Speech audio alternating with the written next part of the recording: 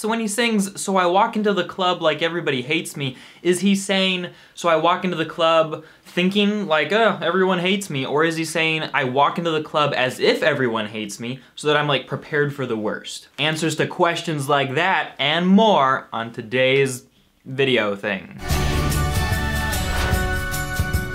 Hey guys, so Chainsmokers dropped a song called Everybody Hates Me. They just put it out, and it's got some interesting undertones. We've definitely seen a theme of them becoming more and more like 21 Pilots in respect to the way that they're trying to be vulnerable with their lyrics. Of course, 21 Pilots is usually focusing on internal struggles, and Chainsmokers is by far focusing on struggles that are caused by the external, things that they've done that have caused other people to act a certain way, and now they're like, everybody hates me, what do I do? And this song is I think probably the clearest depiction of that, not only because of the title, Everybody Hates Me, but because some of the lyrics that we'll be getting into. And of course, anything that the Chainsmokers writes is gonna be super catchy, and the song is no exception. I wouldn't put it quite on the level of Closer, but it's my loved combination of catchy pop music with lyrics that are about something. And that's something you cannot fault the Chainsmokers for. Their lyrics, these past 3 songs, You Owe Me, Sick Boy, and now Everybody Hates Me, have all been about something. They're trying to actively communicate something. They're not just trying to create filler lyrics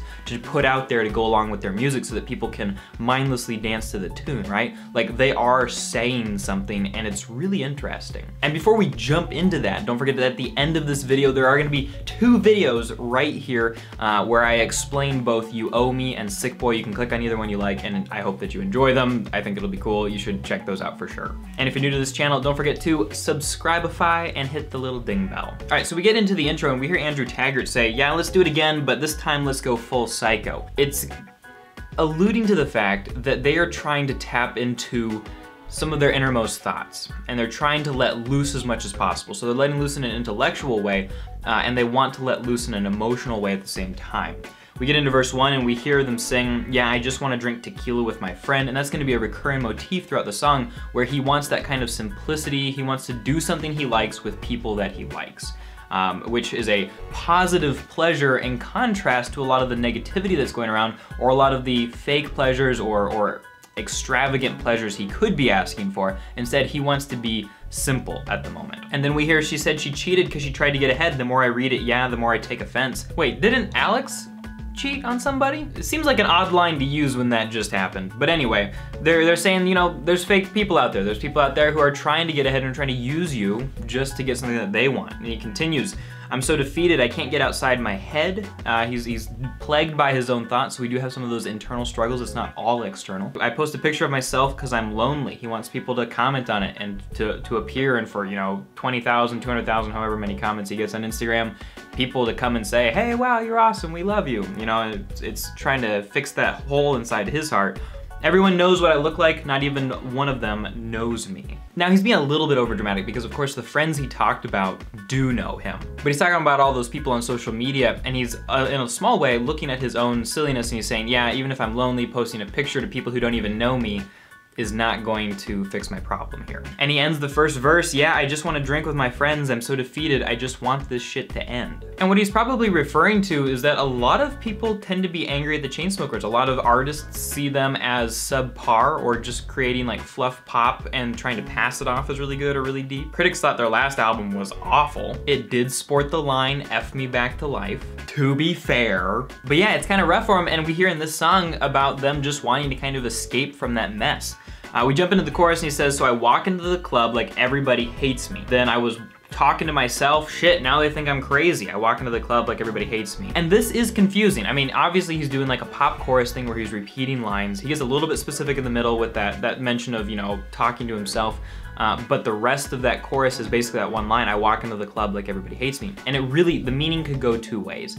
I think that maybe he means it in both ways, but either way seems to make sense to me. He says, at first, I walk into the club like everybody hates me, like, oh, I'm walking into the club, man, all these people hate me, because he feels like the world hates him, even though he was posting pictures on Instagram and people were liking it, which kind of shows maybe an emptiness of fame or something like that, where it doesn't even fix those fears. And even if you have, you know, millions of people who follow you, you might still have people who hate you, and it's just not gonna fix not only those people hating you, but also your insecurity about the fact that they do. And then the second interpretation of that would be, I walk into the club like everybody hates me, like he's gonna be careful, like he's not gonna do anything stupid or anything that would make people mad, and so he's gonna be just like super self-aware and try to be super calm and just make sure that nobody sees him make any sort of mistake.